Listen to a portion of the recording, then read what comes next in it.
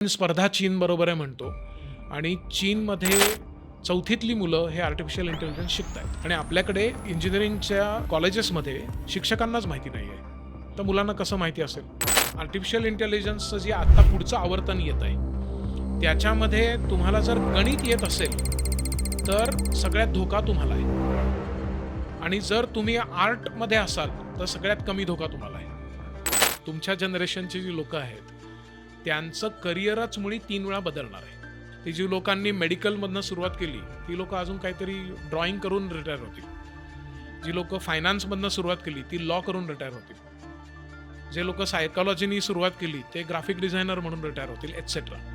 डिलॉईट ही जी प्रख्यात कंपनी आहे त्यांनी असं म्हटलंय की एका दशकामध्ये तुम्ही जे आज ब्रँड न्यू म्हणून शिकलात ते वापरलं जाणार नाही आणि त्यामुळे रिस्किलिंग हे किमान 54% लोकांना आता आवश्यक आहे आणि ते नाही झालं तर त्यांचे जॉब धोक्यात आहे. आपण खूप जे मॅन्युअल काम करत होतो, वजनं उचलत होतो, जमीन झाडत होतो, घर शेणाने सारवत होतो वगैरे, ते आता समजा रोबॉट करणार असेल, त्यांनी केलं तर आपल्याला वेळ जास्ती मिळणार आहे, पण त्या वेळाचं काय करायचं? आणि सर्व प्रकारच्या प्रोफेशनमध्ये यापुढे इमोशनल कोशंट लागेल.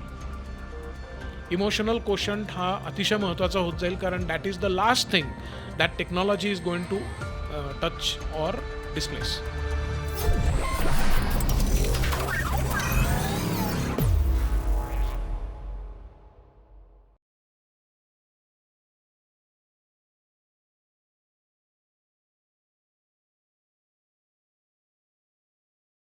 हॅलो, लो, लो, लो.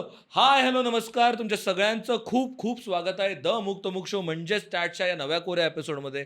आणि तुम्हाला सगळ्यांना माहितीच आहे की आपण अमुक तमुकमध्ये असे टॉपिक्स घेतो, असे विषय घेतो की ज्याने आपला उद्या सुखकर होईल, आपल्याला उद्या त्रास होणार नाही, जेणेकरून आत्ता आपण काळजी घेऊ शकू, अशा विषयांवरती आपण घेतो. आणि तुम्हाला आज दिसत असेल तर मी आज डायनासॉरचा शर्ट घातला आहे. जोक्स असाईड, पण मुद्दा असा आहे की जर आपण अडॅप्ट नाही झालो, आपण उद्या काय होणार आहे ह्याची काळजी आत्ता नाही घेतली तर डायनोसॉरसारखं आपण लुप्त होऊन जाऊ. अशाच एका विषयावरती आज आपण गप्पा मारणार आहोत. येस. आणि आज आपल्यासोबत आहेत भूषण केळकर सर. तर ते doctor Bhushan Kelkar sir. Yes, आपल्यासोबत आहेत डॉक्टर भूषण केळकर सर. ते आपल्याला मदत करणार आहेत. हा एकूण विषय काय आहे, म्हणजे आम्ही शाळेत होतो ना सर, त्यावेळेस आम्हाला निबंधांमध्ये विषय असायचे की विज्ञान शापकी वरदान, त्याच्यानंतर एक विषय आला तंत्रज्ञान शापकी वरदान. म्हणजे तसेच जर विषय अजूनही निबंधाला येत असतील तर आजच्या शाळांमध्ये AI शापकी वरदान असा विषय असू शकेल. कारण बरोबर. एकतर AI बद्दल आपण फिल्म्स आणि या सगळ्या माध्यमातून ना ते जे काही एक विलनाइज्ड आणि नेगेटिव्ह इमेज पाहिली आहे की त्याच्याबद्दल भीतीच वाटायला लागते. म्हणजे एकदा टिपिकल आहे ना की आता AI येणार, आमच्या नोकऱ्या खाणार आणि मग ते जग व्यापून टाकणार आणि मग काय करायचं कळत नाही. तर त्याची भीती बाळगायची, त्याच्यासोबत काम करायचं, एक्झॅक्टली काय विषय आहे AIचा हे समजून घेण्यासाठी आज आपण तुमच्यासोबत गप्पा मारणार. तर वेलकम. थँक्यू. सरांनी खूप सारी पुस्तकं लिहिलेली आहेत. सरांची 30 वर्षांपूर्वी AI मध्ये PhD आहे. जेव्हा आपल्याला AI म्हणजे मी 32चा आहे. सो म्हणजे माझ्या जन्माच्या आधी त्यांनी PhD केली होती. तर येस. येस. मला वाटतं आपण सुरुवात इथपासून करू शकतो हे सर. बोलून मला माझ्या वयाची जाणीव करून दिल्याबद्दल धन्यवाद. नाही, म्हणजे एवढा दांडगा अनुभव आहे AI बद्दल, त्याच्यामुळे म्हणजे लोकांना फक्त कळावं की येस, मला वाटतं आपण सुरुवात इथपासून करू शकतो हो. की AI म्हणजे नक्की काय आहे, कशाला AI म्हणायचं. सो आर्टिफिशियल इंटेलिजन्स किंवा कृत्रिम बुद्धिमत्ता याचा अगदी सोपा अर्थ म्हणजे जसं काम हे मानवी मेंदू करू शकतो, हं. ते एखादा रोबॉट असेल, एखादं कम्प्युटर असेल, एखादं हँडल डिव्हाइस असेल, ह्यांनी तेच करणं ओके. याला म्हणायचं कृत्रिम बुद्धिमत्ता. जसं ओके. आपण नैसर्गिक आणि कृत्रिम हा हं. शब्द वापरतो ते फक्त बुद्धिमत्तेबाबत केलेलं. हं, हं. आणि याच्यामध्ये एक महत्त्वाचा बदल जो आधीच्यापेक्षा आपल्याला सिम्युलेशन माहिती असतं, मॉडेलिंग माहिती असतं, ते 200-300 वर्षापासून मॉडेलिंग चालू आहे. म्हणजे मी मॅथमॅटिकल मॉडेलिंगबद्दल बोलतोय. हो, हो. तर ह्या मॉडेलिंगपेक्षा कृत्रिम बुद्धिमत्ता वेगळी कुठे आहे, तर आपण हळूहळू अनुभवातनं शिकतो. हं. ते जर कम्प्युटर शिकायला लागला तर त्याला म्हणायचं कृत्रिम बुद्धिमत्ता. ओके. त्यामुळे बाहेरनं दिलेली जी नॉलेज आहे, ज्ञान आहे, त्याचा वापर करून स्वतः काही शिकणे आणि त्याच्यातनं काही निष्कर्ष काढणे हे जेव्हा कम्प्युटर, रोबॉट, कुठलंही हँडल डिव्हाइस हे करायला लागेल त्याला म्हणायचं कृत्रिम बुद्धिमत्ता. ओके. आणि आता म्हणजे आपण बोलताना हे म्हणालो की तुम्ही 30 वर्षांपूर्वी हां. त्याच्याबद्दल PhD केली त्या हो, विषयामध्ये. हो. पण आता AI असं स्पेसिफिकली AI म्हणून गेल्या काही 4-5-10 वर्षात आपण तसं ऐकत आलोय. हो. आणि मग आता एकदम जॉब जाणार, नोकऱ्या जाणार. तर असं वाटतं की हे आत्ताची कॉन्सेप्ट आहे का? हो. तर AI ही किती जुनी कॉन्सेप्ट आहे आणि आपण आपल्या रोजच्या आयुष्यामध्ये पण AIचा वापर करतो आहोत का? आणि आहोत तर किती प्रमाणात करतो आहोत? तर आधी मला एक स्टेप मागे जाऊन की आर्टिफिशियल इंटेलिजन्स AI कृत्रिम बुद्धिमत्ता हे चौथी औद्योगिक क्रांती म्हणजे इंडस्ट्री 4.0 बरोबर. याच्यामधला एक महत्त्वाचा दुवा आहे हे आपण Correct. सगळे लक्षात घेऊ. म्हणजे आपण रोबोटिक्स ऐकतो, बिग डेटा ऐकतो, हम्म. नाही का, आपण ड्रोन्स ऐकतो, हो. आपण 3D प्रिंटिंग ऐकतो. आता आपण परवा 3D प्रिंटिंग बद्दल ऐकलं की 30 मेला जे इस्रोनी पाठवलं. इस्रोनी हा. पाठवलं तर त्याच्यामध्ये 3D प्रिंटेड क्रायोजेनिक इंजिनचा एक भाग Yeah. हा आपल्या भारताने सोडला. तर 3D प्रिंटिंग हा सुद्धा इंडस्ट्री 4.0 आपण मे बी थोडंसं पुढे गेल्यानंतर Yeah. त्याची आपण ओळख करून घेऊ. हो. पण हे सगळं जे आहे याला सांधणारा दुवा म्हणजे आर्टिफिशियल इंटेलिजन्स ओके. आणि त्याची सुरुवात जवळजवळ 100 वर्षापूर्वी झाली असं मी म्हणेन. बापरे. म्हणजे दुसऱ्या महायुद्धाच्या वेळेला सुद्धा एका प्रकारचं आर्टिफिशियल इंटेलिजन्स हे वापरलं गेलं. ओके. ओके. त्यामुळे 1939 पासून 45 पर्यंतचं दुसरं महायुद्ध. हम्म. त्यामुळे त्याला ऑलमोस्ट 80 वर्ष 90 वर्ष झाली आणि त्याच्यामध्ये वापरलं गेल्यानंतर मध्ये एक काळ आला की ज्याला AI विंटर असं म्हणतात. म्हणजे 70, 80, 90चं दशक हम्म. ह्याच्यामध्ये फारसं काही त्याच्यामध्ये मुवमेंट झाली नाही ओके. आणि मग 2000 पासनं थोडी थोडी त्याच्यामध्ये प्रगती व्हायला लागली आणि आर्टिफिशियल इंटेलिजन्स, मशीन लर्निंग, आता डीप लर्निंग आपण बरंच काय ऐकतो. हा. आता ChatGPT, LLM एकदम वेगाने पुढे आलं. हो. हे साधारण 2014 म्हणजे आता एक दशक झालं. 2014 पासून याची व्याप्ती खूप मोठ्या प्रमाणात वाढली आहे आणि त्याच्यामध्ये मग जेफ्री हिंटन नावाचं एक मोठं नाव आहे Yeah. की ज्याने आता 1-1.5 वर्षापूर्वी रेसिग्नेशन गुगलमधनं Google दिल्यामुळे मधनं बाहेर पडलं. Yeah. त्याच्याबद्दलची माहिती आलेली होती.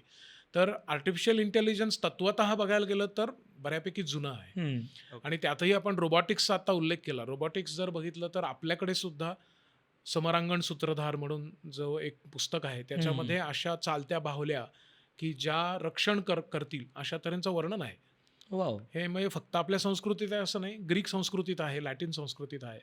तर हो. त्यामुळे हे जे तंत्रज्ञानाचा वापर करून जे काम माणूस करू शकतो ते करवून घेणे हे कमी अधिक प्रमाणामध्ये आपल्याकडे वर्षानुवर्ष आहे. झालेलं आहे. ओके. फक्त त्याचा आत्ताचा वेग हा अतिशय डेफनिंग ज्याला म्हणता हां. येईल असा आहे. हम्म. त्यामुळे हे खूप वेगळा प्रकार आहे. ओके.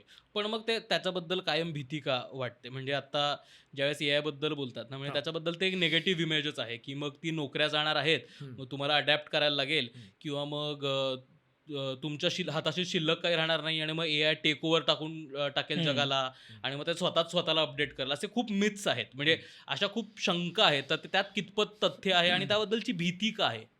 सो कुठलंही तंत्रज्ञान आलं की त्याचं हाईप सायकल म्हणून एक प्रकार हा, असतो. करेक्ट. बरोबर हम्म. की ते एकदम असं सगळं वाटायला लागतं की आता या पुढचं जे काय आहे ते सगळं हेच आणि ते एकदा एका टोकाला जातं आणि मग खाली यायला लागतं ते. बरोबर. म्हणजे थोडासा भ्रमनिरास व्हायला लागतो लोकांचा की आपल्याला वाटतं होतं तेवढं असं नाहीये आणि मग ते खाली येतं आणि कुठेतरी स्थिरावतं. This is Correct. Called a hype cycle. हे सर्व तंत्रज्ञानाबाबत झालेलं आहे. हो.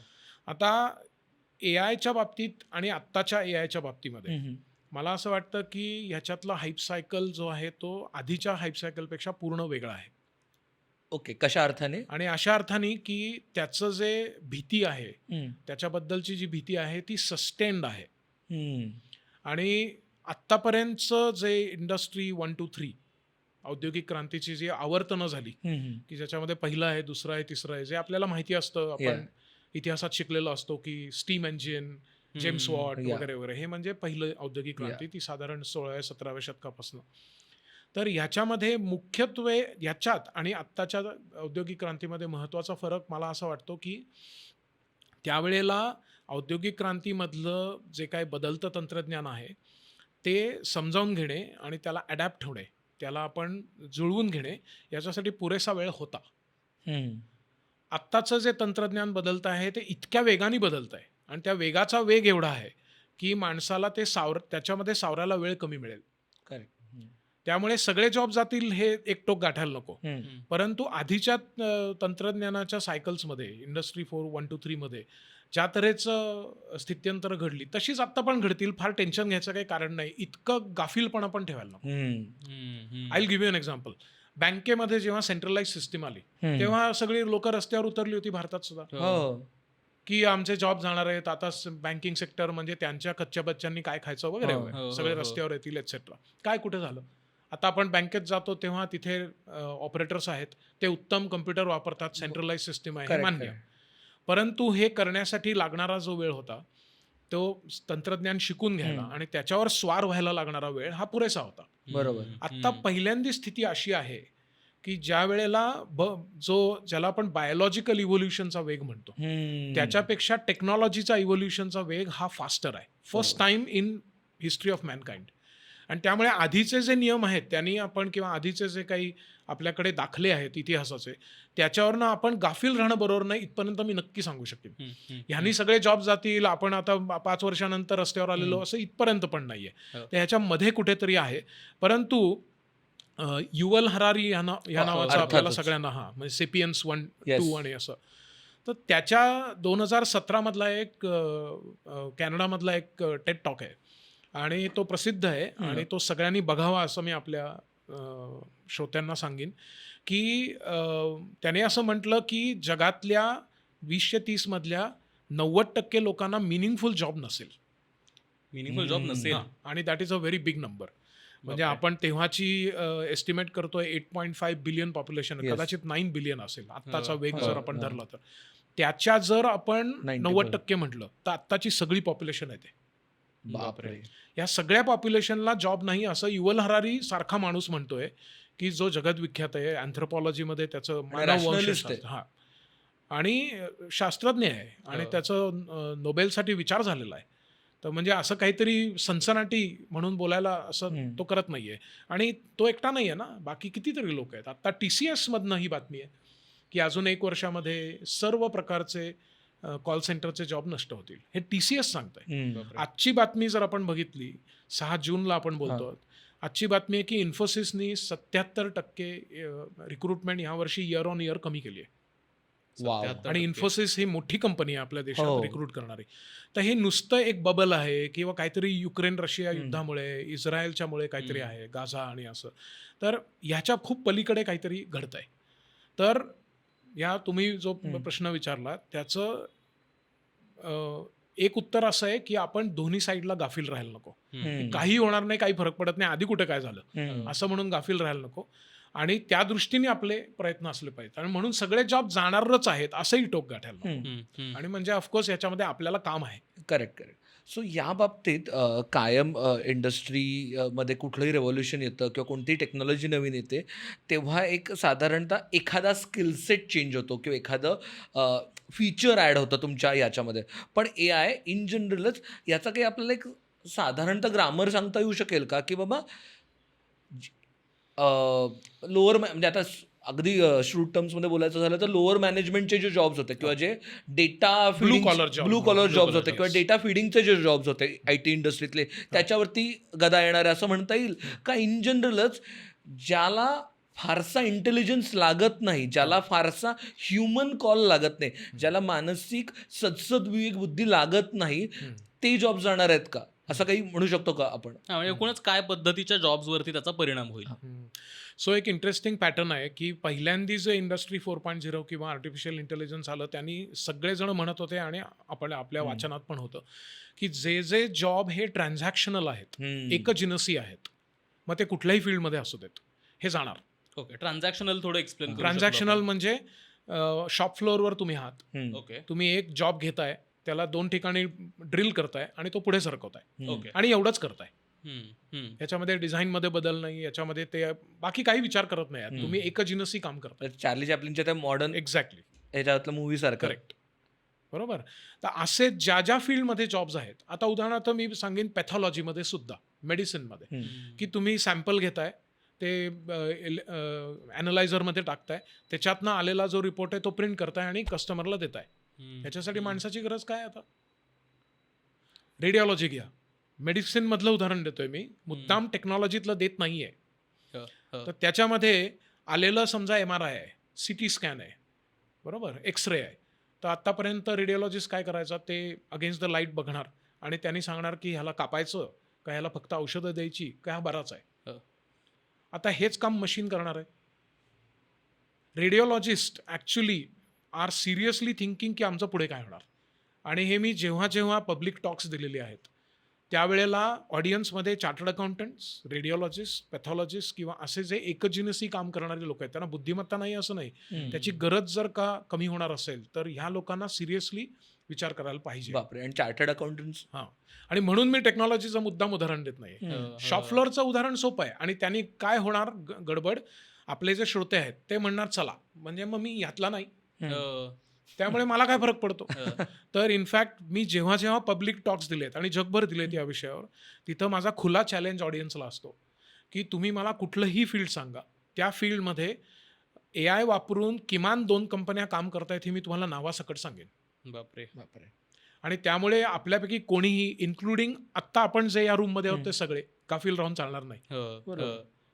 म्हणजे एका मीडियामधल्या इंटरव्ह्यूमध्ये असंच, फेमस ग्रुप आहे तो, आणि त्याच्यामध्ये त्यांनी असं सांगितलं की आत्ता आमचं जे त्याचं ॲडव्हर्टिजमेंट करायची, त्याचे ॲडव्हर्टोरियल किंवा असं, त्याच्यामध्ये लागणारं जे जे काही मटेरियल आहे ते एकदा तो माणूस उपलब्ध नव्हता म्हणून आम्ही काही AIची टूल्स वापरली आणि आता आम्ही त्याला बोलवतच नाही.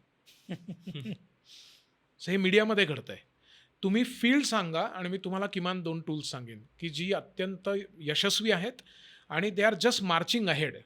तर माझा मुद्दा हा आहे की आर्टिफिशियल इंटेलिजन्स बदल होतोय वगैरे सगळं ठीक आहे, त्याच्या वेगाचा वेग हा आपल्याला काळजी करण्यासारखा आहे. हो, नक्की काळजी करण्यासारखा आणि काळजी घेण्यासारखा नक्की आहे. हो, म्हणजे मी आता आज खरं तर या एपिसोडसाठी बेसिक गोष्टी वाचत होतो ना, त्यात मी वाचलं की जवळपास 77% डिव्हायसेस जे आपण जगभरात वापरतो हा.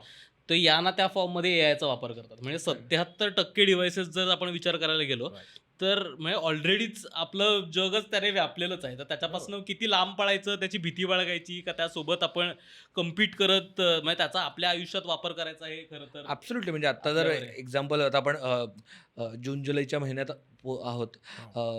इन्कम टॅक्स रिटर्नचा महिना आहे हा. हो.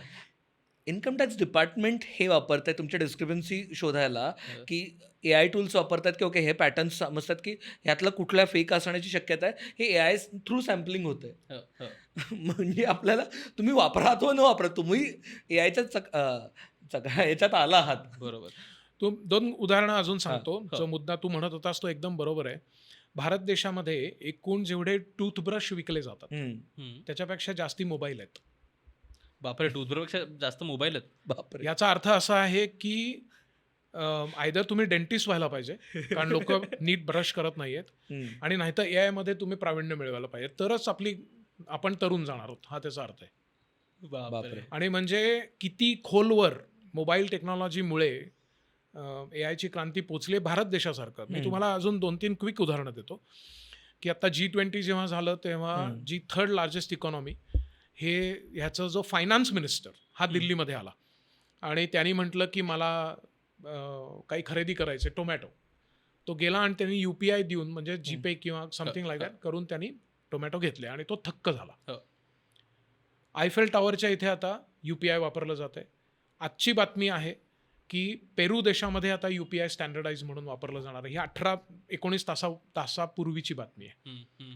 म्हणजे जी तंत्रज्ञानं भारतात उदयाला आलेली आहेत आणि जी AI वर आधारित आहेत, AI वापरत आहेत, ही आता जगभर वापरली जात आहेत. त्यामुळे असं पण आपण गाफील राहायला नको की आम्ही एकतर टेक्नॉलॉजीतले नाही आणि त्यातून आम्ही आहोत इंडियामध्ये. भारतामध्ये कुठलं काय येणार, हे काय तुमचं चाललंय सगळी थेरं ती जपानमध्ये होती, डेव्हलप कंट्रीमध्ये होते, आम्ही त्याला काय बळी पडणार नाही, असं काही होणार नाही आहे. We also have to be careful. In fact Bharat देश हा 2021 मध्ये जो 18व्या स्थानावर होता, 2024 मध्ये 14व्या स्थानावर AIच्या तंत्रज्ञानामध्ये आलेला आहे ऑलरेडी. बापरे. आणि जगामध्ये AIचे तंत्रज्ञ जे आहेत त्याच्यामध्ये सॅन फ्रान्सिस्को इज बे एरिया म्हणजे फर्स्ट, आणि जगातलं दुसरं सेंटर की बेंगलोर. ज्याच्यामध्ये तंत्रज्ञ आहेत ते बंगलोर आहे, ते भारतात आहे. तर म्हणजे आपण कुठल्या तरी गैरसमजुतीमध्ये शहामृगासारखी वाळूमध्ये मान, आणि असंच आपण गाफील राहिलो तर आपलं काही खरं राहणार नाही आणि ते आपण आपल्यावर उडवून घेतलेलं असतं. करेक्ट. सो आपण 2 टप्प्यात हे आता पुढं हे करूया की एक तर आत्ता जे जॉब करतायत किंवा त्यांनी काय केलं पाहिजे, आणि नंतर 10वी-12वी किंवा आता जे कॉलेजमध्ये आहेत. सो पहिले आता जे जॉब करतात त्यांनी काय पद्धतीने, किंवा जे बिझनेस पण करतात त्यांनी काय पद्धतीने स्वतःला इधर अपस्किल केलं पाहिजे किंवा रिस्किल केलं पाहिजे किंवा पिवट केलं पाहिजे. कारण बऱ्याचशा तुम्ही जसं मगाशी सांगत होता जसं तुम्ही कागलला गेला होतात हो. इंडस्ट्री 4.0 नी बऱ्याचशा MIDCतले फॅक्टरीज बंद पडणार आहेत. बरोबर. सो मग काय काय पद्धतीने काय विचारांनी अभ्यास केला पाहिजे कारण का आय एम शुअर की एका आन्सरमध्ये त्याचं उत्तर देणं शक्य नाही आहे पण काय पद्धतीने त्याचा अभ्यास केला पाहिजे काय दिशेने ते बघितलं पाहिजे. सो आम्ही 2 पुस्तकं लिहिलेली आहेत आणि त्याच्याबद्दल मी सांगू इच्छितो कारण त्याच्यामुळे हे प्रश्न काय हे नीटपणे आपल्याला समजू शकेल असं Yes. आम्हाला वाटतं. हो, हो. पहिलं म्हणजे इंडस्ट्री 4.0 या नावाचंच या विषयावरचं मराठीतलं पहिलं पुस्तक मी लिहिलं 2019 मध्ये ओके. आणि त्याची गंमत अशी झाली की मुळामध्ये ती सुरुवात झाली लोकमतच्या 6 आर्टिकल्सनी. इव्हेंच्युअली लोकमतनी असं सांगितलं की ह्याचं आपण स्तंभलेखन करू की ज्याच्यावरनं ते पुस्तक तयार झालं हम्म. आणि त्याच्यासाठी प्रस्तावना म्हणून मी आपलं थोडी ओळख होती म्हणून मी माशेलकर सरांना विनंती केली की तुम्ही ह्याला प्रस्तावना द्या. त्यांनी मला त्या दिवशी फोन केला आणि म्हणजे माझं आश्चर्य आणि आनंद तुम्ही लक्षात घेऊ शकाल. हो. पद्मविभूषण माणूस स्वतःला फोन आणि त्यांनी सांगितलं उद्या मी तुला 1 तास ठेवलेला आहे तर ये मला प्रस्तावना द्यायची आहे मला तुझ्याशी बोलायचं आहे. तिथं गेल्यावर त्यांनी प्रस्तावना तर दिलीच आणि ते म्हणले की ह्या पुस्तकाचं भारतीय भाषांमध्ये सर्व भाषांतर व्हावं असं मी PMOकडे सांगतोय आणि ते Wow. त्यांनी प्रस्तावनात लिहिलेलं पण आहे. बापरे. आणि याचं कारण ते म्हणले की आपल्याला इंडस्ट्री 4.0 याच्याबद्दल गाफील राहून चालणार नाही. हे 2019ची गोष्ट सांगतोय. बर. याचं कारण की आपण स्पर्धा चीन बरोबर आहे म्हणतो आणि चीनमध्ये 4थीतली मुलं हे आर्टिफिशियल इंटेलिजन्स शिकत आहेत आणि आपल्याकडे आमचा अनुभव आहे हा की इंजिनिअरिंगच्या कॉलेजेसमध्ये आणि नामांकित कॉलेजेसमध्ये शिक्षकांनाच माहिती नाही आहे. तर मुलांना कसं माहिती असेल हम्म. बापरे. आणि पालकांना कसं माहिती असेल आणि त्यामुळे हा एक मोठा प्रश्न आपल्याकडे आहे असं दिसतंय. आणि दुसरं जे पुस्तक आहे ते त्याच्यावरचं उपाय म्हणून आम्ही लिहिलंय. करिअरची गुणसूत्र हे मराठीमधलं पुस्तक आहे आणि त्याला फ्युचर प्रूफ करिअर घडवण्यासाठी असंच आम्ही दिलंय. ओके. त्याच्यामध्ये माझी डॉक्टर मधुरा केळकर ही सहलेखिका आहे आणि याच्या दोन्ही पुस्तकांच्या मध्ये आम्ही अपस्किलिंग आणि रिस्किलिंगच्या साठीचे मुद्दे मांडलेले आहेत. आणि दुसरा जो आपण तू म्हणतोयस की भाग घेणार आहोत की मुलांनी जे आता 8वी 9वी 10वी ते त्यांनी काय करायचं.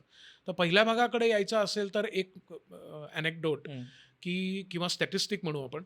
डिलॉईट ही जी प्रख्यात कंपनी आहे राईट. त्यांनी असं म्हटलंय की तुम्ही जो हाफ लाईफ ऑफ नॉलेज तुम्ही जे आज शिकलात एकदम ब्रँड न्यू म्हणून जे शिकलात ते किती वर्षानंतर त्याची उपयुक्तता ही निम्मी होईल.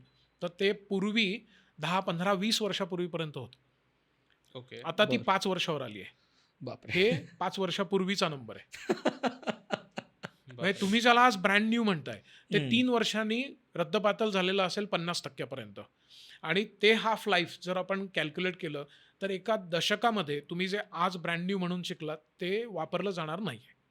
की जे तू मगाशी म्हणला 77% हो. ते कन्सिस्टंट आहे. मी रोज नवीन शिकत राहणं कंपल्सरी Correct. आणि त्यामुळे रिस्किलिंग हे किमान 54% लोकांना आता आवश्यक आहे आणि ते नाही झालं तर त्यांचे जॉब धोक्यात आहेत. लगेच उद्या जात आहेत आता ते अगदी रस्त्यावर येणार असं काय मी चित्र रंगवत नाहीये. हो. पण म्हणजे लॉंग टर्मसाठी की एकदा आपण कुठेतरी चिकटलो म्हणजे तिथनंच रिटायर होणार हे जे चित्र होतं हो. त्याला 2 पंच अँड 1 लंच असं म्हणतात. पंच करून आत जायचं काम करायचं लंच करायचं आणि पंच करून बाहेर यायचं आणि तिथेच रिटायर व्हायचं. हे संपलंय आता. आत्ताची सगळी इकॉनॉमी ह्याला गिग इकॉनॉमी असं म्हणतात की ज्याच्यामध्ये प्रोजेक्ट बेस शॉर्ट टर्म असं आहे. त्यामुळे तुम्ही टेम्पररी बेसिसवरच सगळीकडे कामाला असणार आहात आणि ह्याची तयारी करूनच उतरायला पाहिजे. बापरे. आणि याचा अर्थ रिस्किलिंग ही रोजची गरज आहे. ओके. आणि ते जर केलं नाही तर आत्ता सर्व क्षेत्रांमधल्या लोकांना कमी अधिक प्रमाणामध्ये याचा धोका आहे. बापरे. आणि त्यामुळे मी म्हणतोय की ट्रान्झॅक्शनल आणि ट्रान्सफॉर्मेशनल म्हणजे एकजिनसी काम जे आहे त्या लोकांना सगळ्यात जास्ती धोका आहे, सगळ्यात पटकन धोका आहे आणि सगळ्यात डीप धोका आहे. जे ट्रान्सफॉर्मेशनल आहेत किंवा ज्याच्यामध्ये मानवी भावभावना सेंट्रल आहेत मध्यवर्ती आहेत त्या लोकांना त्या मानाने उशिरा ते हिट होणारच आहे. ओके. ओके. आणि तू मगाशी एक खूप चांगला मुद्दा मांडलास की ब्लू कॉलर जॉब. तर आत्ताचा एक रिपोर्ट असं सांगतो की आर्टिफिशियल इंटेलिजन्सचं जे आत्ता पुढचं आवर्तन येत आहे त्याच्यामध्ये तुम्हाला जर गणित येत असेल तर सगळ्यात धोका तुम्हाला आहे आणि जर तुम्ही आर्टमध्ये असाल तर सगळ्यात कमी धोका तुम्हाला आहे. ओके. आपल्याला नाही तर काय वाटतं की आपण टेक्नॉलॉजीमधले आहोत म्हणजे आपण सेफ आहोत. तर तसं नाही आहे. हायर लेवल ऑफ म्हणजे व्हाईट कॉलर जॉब मॅथमॅटिक्स यांना पण धोका आहे. म्हणजे चार्टर्ड अकाउंटंट वगैरे सगळ्यांचे सगळेच. आत्ताची बातमी आहे की यूकेमध्ये, आत्ता म्हणजे मागच्या वर्षीची बातमी आहे की यूकेमध्ये एक चॅटबॉट आहे आणि त्यांनी पिक केलेला पोर्टफोलिओ हे अत्यंत नामवंत असणारे जे CFA होते, चार्टर्ड अकाउंटंट होते, CPA होते, त्यांनी जे सिलेक्ट केलं होतं त्याला आउट परफॉर्म केलंय. बापरे. बापरे. आता हे जर का ॲप म्हणून उपलब्ध झालं हो. तर आपण CFA कडे का जाणार आहोत? हो, म्हणजे इमोशनल बायसच ते एरेडिकेट करताय. वाव, लक्षातच नाही आलंय. हो. सो चार्टर्ड अकाउंटंट घ्या, पॅथॉलॉजिस्ट घ्या. पॅथॉलॉजीसाठी उदाहरण घ्यायचं तर ट्रायकॉर्डर म्हणून एक डिव्हाइस आहे आणि वेरेबल डिव्हाइसेस आपल्याला काही हा. नवीन नाही आहेत. हा. आता आपण किती चाललो हं. वगैरे वगैरे सगळं आपण मोजत असतो. तर हे ट्रायकॉर्डरमध्ये एकूण 54 व्हायटल स्टॅटिस्टिक्स आपल्या शरीरातले की BP किती आहे, शुगर किती आहे वगैरे, हे जर चेक झालं तर आपण मुळात पॅथॉलॉजी लॅबमध्ये का जाऊ? सॅम्पल देणे आणि त्याचं अनालिसिस फार पुढची बात राहिली. ते जर डिव्हाइस माझ्या मोबाईलला कनेक्टेड असेल हो. आणि दर 15 मिनिटांनी मला जर लाईव्ह रिपोर्ट येत असेल आणि तो माझ्या डॉक्टरला जात असेल हो. तर काय चित्र होईल तुम्ही विचार करा. आणि हो. अशी शक्यता आहे की थोड्या दिवसानंतर तुमचा डॉक्टर तुम्हाला फोन करेल की मला दिसतंय की तुम्ही आता केक खाणार आहात, तुमची शुगर आत्ता वाढलेली आहे तर तुम्ही तो केक खाऊ नका, त्याऐवजी पोहे खा किंवा अन्य काहीतरी. Live monitoring. हां, आणि हे सहज होऊ शकेल याच्यामध्ये होऊ शकेल. म्हणजे 4 वर्षापूर्वीची गोष्ट अशी आहे की तुम्ही ब्रशिंग करताय आणि ब्रशिंग करताना ब्रिसल्स जे असतात, केस असतात ब्रशचे, त्याच्यामध्ये काही सेन्सर्स आहेत आणि ते मेजर करतात की तिथं कुठे काही गडबड नाही आहे ना, कॅव्हिटी आहे किंवा काहीतरी किडलंय किंवा असं. त्याचा रिपोर्ट हा तुमच्या डेंटिस्टकडे तुम्ही ब्रश करून चहा पेईपर्यंत जातो आणि डेंटिस्ट तुम्हाला फोन करू शकेल की आता लवकरच आपली भेटायची वेळ झाली. बापरे. आणि डॉक्टरकडे ही जाण्याची कवी गरज कल्पना नाही. नाहीये. हो ना. हे फक्त मोठ्या प्रमाणावर झालेलं नाहीये. पण मोठ्या प्रमाणावर झालेलं नाहीये म्हणजे होणार नाही असा इतका पण गाफीलपणा आपण ठेवायला नको. 25-30 वर्षापूर्वी लोक म्हणत होती की असं कदाचित आपल्याकडे एक असं डिव्हाइस असेल की ज्याच्यावरनं आपण जगात कुठेही बोलू शकू. आपण बोलतो आहोत आता. आता आयफोन आयवॉचमुळं तुम्ही मॅचला गेलात, कुठेही गेलात आणि खूप आवाज यायला लागला तर ते सांगतं ना की लाऊडनेस आहे. ECG काढतो आणि ECG ECG काढतंय. तुम्हाला PDF डाउनलोड करता येते आणि फोनवर, जो जो device- डॉक्टरला पाठवता येते. म्हणजे ECG जर तुम्हाला हातावरती काढता येत असेल तर मग बाकीच काय राहिलं. सर, आता आपण स्किल्स आणि त्याबद्दल बोलत होतो ना, तर असे काय स्किल्स आहेत? म्हणजे आता हे तर लक्षात आलं की it is going to be a very important part of our life आणि ते काही कुठे जात नाही. आपल्यालाच अडॅप्ट करायला लागेल, नाही तर ह्याच्या शर्टावरच्या डायनासोर सारखं आपलं काहीतरी होईल. पण जर स्किल्स बद्दल आपण ज्यावेळेस बोलतोय तर काय पद्धतीचे स्किल्स मला आत्मसात करायला पाहिजे? म्हणजे जर कदाचित 10वी-12वीत ज्यांची मुलं आहेत त्यांच्यासाठी एक काहीतरी आधीपासूनच त्या पद्धतीनं काय शिक्षण घ्यावं इथपासून विचार करता येऊ शकतील. पण आमच्यासारखी जी मुलं आहेत ज्यांनी शिक्षण घेतलेलं आहे, काहीतरी प्रायमरी एज्युकेशन त्यांचं झालं आहे बॅचलर्स मास्टर्सपर्यंत आणि काहीतरी करिअरला लागलेले आहेत, आता काय पद्धतीनं अपस्किल्स, म्हणजे अपस्किल म्हणतो त्यास, काय स्किल्स मला अक्वायर करावे लागतील मला पुढच्या भविष्यासाठी सोयीस्कर पडायला? सो मला असं वाटतं की याच्यामध्ये एक 4-5 मुद्दे आपल्याला सांगता येतील. पहिला मुद्दा म्हणजे कुठल्याही पॉइंट इन टाइमला तुमच्या करिअरमध्ये किमान 2 गोष्टी या आपल्याला चांगल्या यायला पाहिजेत. ओके. ओके, म्हणजे मी एक एक्सलंट मेकॅनिक आहे याच्यावर आपण तरुण जाणार नाही आहोत. इनफॅक्ट आत्ताचा रिपोर्ट असं सांगतो वर्ल्ड इकॉनॉमिक फोरमचा की तुमच्या जनरेशनच्या, माझ्या नाही, तुमच्या जनरेशनची जी लोक आहेत त्यांचं करिअरच मुळी 3 वेळा बदलणार आहे. समजा 40-45 वर्षाचं करिअर आपण म्हटलं, ती जी लोकांनी मेडिकलमधनं सुरुवात केली ती लोक अजून काहीतरी ड्रॉइंग करून रिटायर होतील. जी लोक फायनान्समधनं सुरुवात केली ती लॉ करून रिटायर होतील. जे लोक सायकॉलॉजीनी सुरुवात केली ते ग्राफिक डिझायनर म्हणून रिटायर होतील, एटसेट्रा. आणि हे माझ्याही बाबतीत झालेलं आहे, जरी मी तुमच्या जनरेशनचा नसलो तरी, की ज्याची तुम्ही मगाशी आठवण करून दिली, त्या सारखा तो डायनासॉर मला छळतो. तर मी मुळामध्ये केमिकल इंजिनियर आहे आणि त्यानंतर मी PhD केली कम्प्युटर सायन्समध्ये. त्यानंतर मी इंटेलेक्च्युअल प्रॉपर्टी लॉमध्ये होतो आणि आता मी करिअर काउन्सिलिंग करतो. बापरे. कशाशी संबंध नाही. हे जर माझ्या बाबतीत डायनासॉरच्या बाबतीत होऊ शकतं तर नवीन जनरेशननी विचार करायला पाहिजे. सो स्किल सेट काय पाहिजेत त्याच्यामध्ये, तर सगळ्यात महत्त्वाचा स्किल सेट म्हणजे being ready to adapt. Okay, this is the fundamental thing. आणि म्हणून कॉन्क्रीट म्हणायचं झालं तर कुठल्याही पॉईंट इन टाईमला तुमच्यासाठी किमान 2 गोष्टींवर आपली पकड पाहिजे. ओके. आणि ते करण्यासाठी तुम्ही जे करता आहात आत्ता, जे शिकलेला आहात आणि जे करता आहात, त्याच्या पलीकडे कुठलं तरी फील्ड आपल्याला सगळ्यात जवळचं कुठलं, मेंदूला किंवा हृदयाला, ते तुम्ही ठरवा. पण जवळचं कुठलं, कमीत कमी त्रासानी किंवा इन्व्हेस्टमेंट ऑफ टाईम आणि रिसोर्सेसनी आपल्याला तिथं शिकता येईल, उडी मारता येईल, अनुभव घेता येईल, हे कुठलं, याचा अंदाज घेणे आणि घेत राहणे. आणि मग त्याच्यासाठी आता तुम्हाला तर खात्री आहे, मला खात्री आहे तुम्हाला माहिती असणार आहे की कोर्सेरा, EDX, आयव्हर्सिटी, NPTEL, कितीतरी प्लॅटफॉर्म्स आहेत आणि ते सगळे फ्री आहेत आणि ते सगळे उच्च कोटीचे आहेत. ते शिकत राहणे म्हणजे मी जेव्हा IBM मध्ये होतो तेव्हा माझ्या टीम मधल्या लोकांना, हे मी 15 वर्षापूर्वीचं सांगतोय, माझ्या टीम मधल्या लोकांना मी किमान एक कोर्स तुम्ही वर्षभरात केलेलाच पाहिजे, नाही तर तुम्हाला प्रमोशन देणार नाही सांगितलं होतं. 2010 आता हे नॉर्म आली आहे. आता ही नॉर्म आहे. त्यावेळेला आम्ही जेव्हा कॉलेजेसमध्ये नंतर 13 पासून शिकवायला लागलो किंवा इंटरॅक्ट करायला लागलो तेव्हा लोकांना माहिती नव्हतं कोर्सेरा. पण आता कोर्सेरा किंवा EDX किंवा ह्याच्यासारख्या प्लॅटफॉर्म्सवरनं तुम्ही 4 क्रेडिट्सचे कोर्सेस भारतामध्ये, ते क्रेडिट्स घेऊन तुम्ही ग्रॅज्युएट आत्ता होऊ शकताय. It is part of university system now. आणि त्यामुळे हे जे आपण जो पुढे भाग बघू की मुलांनी काय करायचं, तर हाच मुद्दा म्हणून करंट प्रोफेशनल्सला लागू आहे की तुम्ही त्याच प्रोफेशनमध्ये रिटायर होणार नाही आहात. समजा उद्या असं झालं की एक प्रोफेशन अचानक थांबलंय, तर आपण काय करणार आहोत याचा विचार करायला पाहिजे. म्हणजे ते असं हिंदी सिनेमात असतं ना की आज जर का तू मेलास तर तुला कोणाला एकाला भेटायला आवडेल, असं आहे ना शाहरुख खानचं किंवा आमिर खानचं कोणाचं तरी. तर तशा टाईपमध्ये समजा आत्ताचं प्रोफेशन बंद पडलं पूर्ण, तर आपण काय करू इच्छितो, काय केलं पाहिजे. म्हणजे करिअरचा इन्शुरन्स काढून ठेवला पाहिजे. इन्शुरन्स काढून ठेवला पाहिजे. I like the term backup, काहीतरी बॅकअप, आणि तो सेन्सिबल बॅकअप पाहिजे. आणि तो बॅकअप कसा असला पाहिजे त्याचे 2 नियम आहेत. एक म्हणजे की तो आवडला पाहिजे आणि दुसरं म्हणजे ते जमला पाहिजे. एकच असून उपयोग नाही. तर हा एक महत्वाचा मुद्दा आहे, अडॅप्टेबिलिटी आणि त्याच्यासाठी स्किल्ससाठी. दुसरं म्हणजे माझं असं मत आहे की तुम्ही काही झालं तरी some sort of data analysis किंवा आणि प्रोग्रामिंग केलं पाहिजे. आणि काही तुमचं प्रोफेशन असू तरी काही असू देत.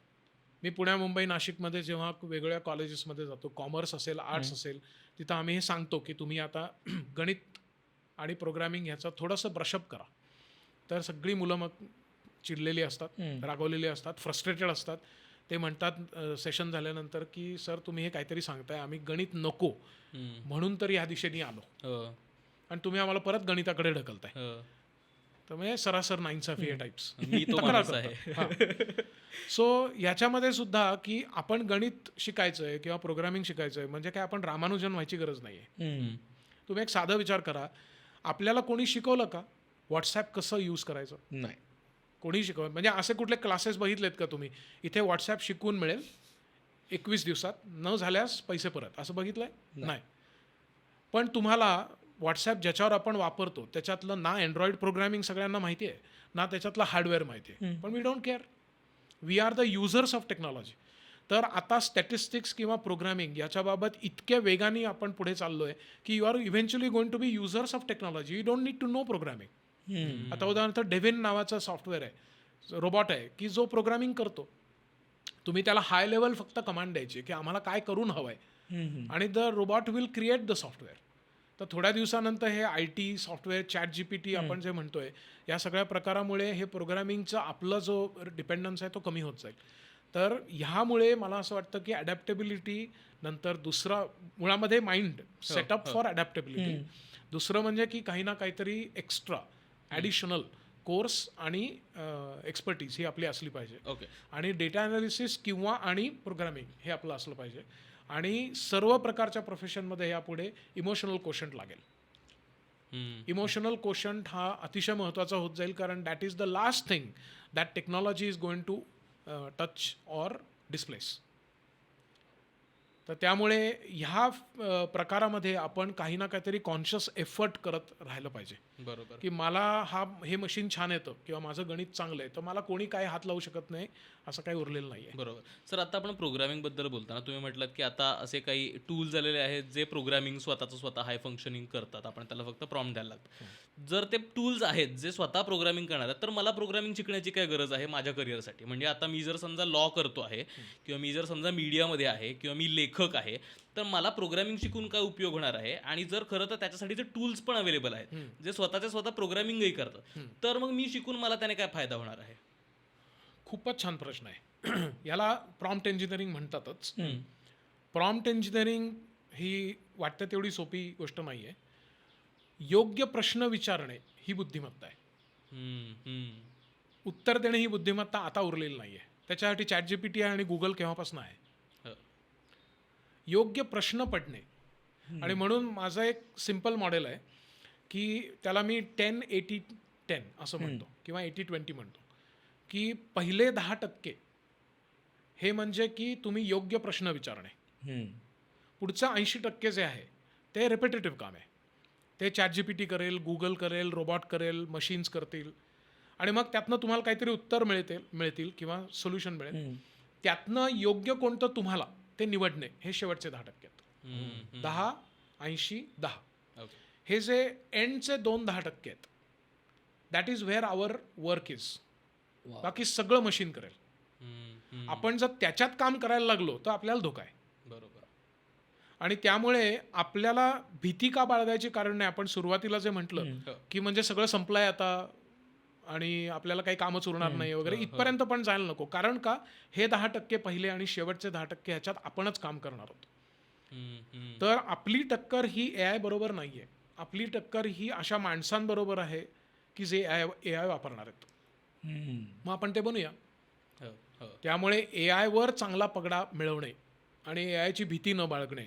आत्ता तू म्हणलास की AI ची भीती नको बाळगायला आणि ते it is part of life. हे अगदी खरं आहे आणि याचा आपल्याला सगळ्यांना अनुभव आहे. 77% तू म्हणलास की ऑलरेडी आपण जर मोबाईल काढला बाहेर आणि लाईटच्या किती इंटेन्सिटी बाहेरचं ॲम्बियंट लाईट किती आहे त्याच्यावरनं ब्राईटनेस आपोआप ठरायला लागला आहे. आपल्याला कळलं पण नाही आहे ते.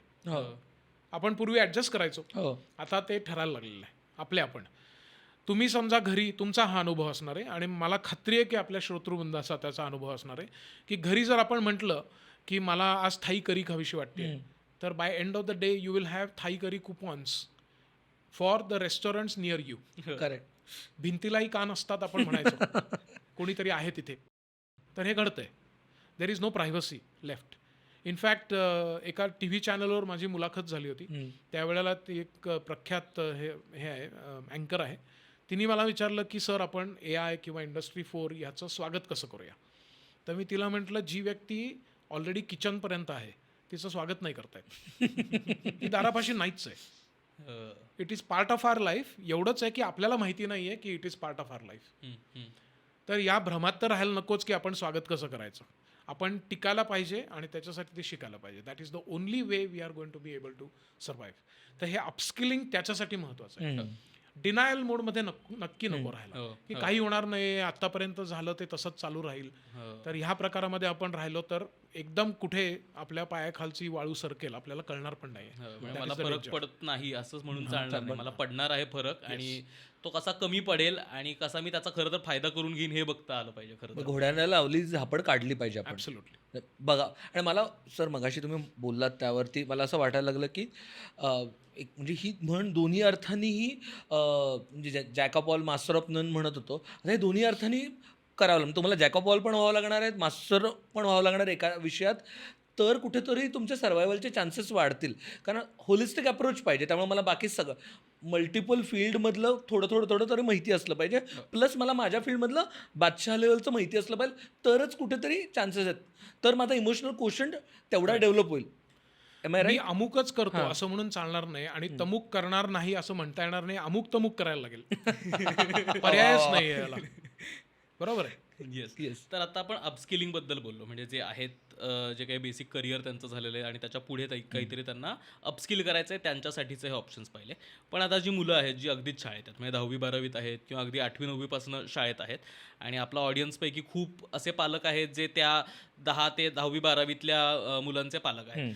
तर त्यांनी ऑलरेडीच म्हणजे आता हे तर लक्षात आलं की तुम्ही मल्टिपल करिअर्स बदलणार आहात, तर कदाचित असे काही करिअर ऑप्शन जर सुरुवातीला निवडता येतील का, किंवा सुरुवातीपासूनच अशा काही गोष्टींचा विचार करता येईल का की तुमचं करिअर हे AI प्रूफ किंवा या पद्धतीनंच तुम्ही ऑलरेडी अप्रोचच काय घेतला आणि काय गोष्टींचा म्हणजे काय असं की मग एक पॉईंट होता ज्यावेळेस आम्ही कॉलेजमध्ये होतो की सरसकट इंजिनिअरिंग केलं की मग तुम्हाला बरी नोकरी मिळणार, मग MS करायचं, मग कुठेतरी बाहेर जायचं, बे एरियात काहीतरी नोकरी मिळणार, मग 10-15 वर्षांनी परत यायचं आणि मग इथे परत सेटल व्हायचं. हे असं एक काहीतरी पण एक शॉर्ट गणित होतं की हे केलं की कदाचित यातनं शॉर्ट रिझल्ट मिळतील. राईट. तर तसं 10-15 वर्षानंतर काही गणित असू शकतं का की हे करा आणि मग यातनं कदाचित मदत होईल, किंवा मग असेल तर अप्रोच काय असावा?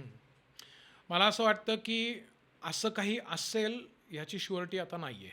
ओके. म्हणजे मी म्हणेन की 2 उपमा देईन मी याच्यासाठी, की आत्तापर्यंत मे बी हे जर तू म्हणलास ना करिअरचा एक ग्राफ, की हे केलं की म्हणजे सगळं आता ऑल सेट असं, तर हे सगळं 21 अपेक्षित आहे. आणि मी ती शिवी म्हणूनच वापरतो की आपला मेंदू गहाण ठेवूनच परीक्षेला जायचं. 21 अपेक्षित, हे एवढंच करा. आता या पुढचं जग 22 अनपेक्षित आहे. ग्रुप डी आहे पूर्ण. करेक्ट. काहीच माहिती नाही आपल्याला. आणि त्यामुळे बिईंग अजाईल आणि बिईंग रेडी. मी अजून एक उपमा पुस्तकात पण लिहिली आणि ती मला आवडते वापरायला. ती म्हणजे की आत्तापर्यंतचं जग टेस्ट मॅचचं होतं. 5 दिवस होते, थोडा बदल करायला. समजा एखादी इनिंग आपली नाही चांगली झाली तर दुसऱ्या इनिंगमध्ये भरून काढता येत होतं. डे लाईट अपील चांगलं चुकून सगळं करता येत होतं. T20ला नाही करता येत. स्पीड. आपल्याला T20वर आता स्वार व्हायचं आहे. टेस्ट मॅचचे नियम जरी बाकी खेळ तोच राहिला क्रिकेट, तरी सुद्धा वी हॅव टू चेंज. आणि त्यामुळे हे जे अपस्किलिंग आहे हे करंट प्रोफेशनल्सला तर लागेलच, पण विद्यार्थ्यांनी जर करायचं झालं तर कुठलंही फील्ड मला असं वाटत नाही की जे स्टेडी राहील. कुठलंच नाही. ओके. खुद्द AI पण नाही. ओके. म्हणजे तुम्ही AI मध्ये PhD केली, that does not mean you are immune from AI itself. तर त्यामुळे तुम्ही त्याच्यात काम करायला पाहिजे. मी तुम्हाला अजून 2-4 उदाहरणं देतो की ज्यामुळे आपल्याला असं म्हणायला की बुवा मग आम्ही आर्ट्सला जातो म्हणजे मग आम्हाला काही चिंता नाही. एडमंड डी बेलामी नावाचं एक चित्र हे काढलं गेलं आणि ते $10,000 त्याचं ऑक्शन केलं गेलं, लिलाव केला गेला. आणि पहिल्या 5 मिनिटामध्ये त्याची फायनल बोली लागली $4,32,500 अशी काहीतरी डॉलर्स. बापरे. ख्रिस्तीजमध्ये म्हणजे साधारण एक 4 कोटी रुपये. 4 कोटी रुपये एका चित्राला देण्यासाठी एक माणसाने चेक फाडला, तो दिला आणि म्हणलं मला ते चित्र द्या आणि या उत्तम चित्रकाराला मला भेटायचं आहे. तेव्हा त्याला सांगण्यात आलं की हे चित्र एका इक्वेशननी तयार झालेलं आहे, जिवंत माणसाने हे काढलेलं नाही. जो माणूस वर्षानुवर्ष चित्रकला त्यातलं जे काही नुआन्सेस आहेत ते जाणतो, त्या माणसाला हे नाही कळलं की हे चित्र कम्प्युटरनी काढलेलं आहे. ही घडलेली घटना आहे. याला 5 वर्ष होऊन गेली आता. मागच्या वर्षीचं सोनी म्हणजे नोबेल प्राइज इक्विव्हॅलंट फोटोग्राफीमधलं ह्याच्यामध्ये असणारा जो फोटो की ज्याला जगातला सगळ्यात बेस्ट फोटो म्हणून प्राइज मिळालं, तो स्वीकारण्यासाठी तो जर्मन फोटोग्राफर आला आणि त्यांनी स्टेजवरनं जाहीर केलं की मी हे प्राइज स्वीकारत नाही आहे, विनम्रपणे नाकारलं. आणि तो म्हणला की मला दुःख आहे हे सांगायला की हा फोटो माणसाने काढलेला नाही आणि कम्प्युटरनी काढलेला आहे, हे जगातल्या टॉप ज्युरीला कळलं नाही. बापरे. It is scary. असं सर्व फील्डमध्ये होत आहे. मला नेहमी वाटत आलं आता गेम ऑफ थ्रोन्स याचा सीझन 8 चॅप्टर 1 हा माणसाने लिहिलेलाच नाही आहे. हे वाचणाऱ्या लोकांना कुठे कळलंय? Game of Thrones. त्यावरनं मला वाटायला लागलं की ह्या पुढच्या अजून कदाचित पुढच्या वर्षी, मला माहीत नाही, कदाचित यावर्षी सुद्धा एखादं व्यक्ती आणि वल्ली पुलंचं त्यातलं एखादं वल्ली किंवा व्यक्ती लिहिली जाईल आणि ते अप्रकाशित साहित्य पुलंचं प्रभात रोडवरच्या घरी सापडलं म्हणून ते छापलं जाईल आणि आपण अतिशय सहजपणे ते स्वीकारू, पण ते लिहिलेलं AI ने असेल. कविता लिहिल्या जात आहेत ChatGPTवर, तुम्ही पण लिहिल्या असतील. इनफॅक्ट मी जे पुस्तक लिहिलंय त्याची जी आता ही 7वी आवृत्ती आहे, मी अतिशय आभारी आहे लोकांचा की ते चांगलं रिसीव्ह झालेलं आहे. 7व्या आवृत्तीमध्ये मी ChatGPTला सहलेखक म्हणून घेतलंय. कारण मी 6व्या आवृत्तीनंतर ChatGPTला विचारलं की ChatGPTमुळे मानवी जीवनावर काय वाईट परिणाम होतील, काय परिणाम होतील याच्याबद्दलची एक कविता दे. ती कविता 4 ओळीमध्ये असली पाहिजे आणि ती मराठीत असली पाहिजे. मला 17 चॉईसेस आले. त्यातनं मी एक निवडला आणि तो पुस्तकामध्ये अंतर्भूत केला. अर्थातच ChatGPT हा सहलेखक आहे माझा. म्हणून ही जी आवृत्ती आहे त्याच्यात ChatGPT इज माय को ऑथर, सहलेखक. तर कविता आहे, लेख आहे, स्क्रिप्ट आहे ऑलरेडी लिहिलेलं. गेम ऑफ थ्रोन्स मी सांगितलं. हो.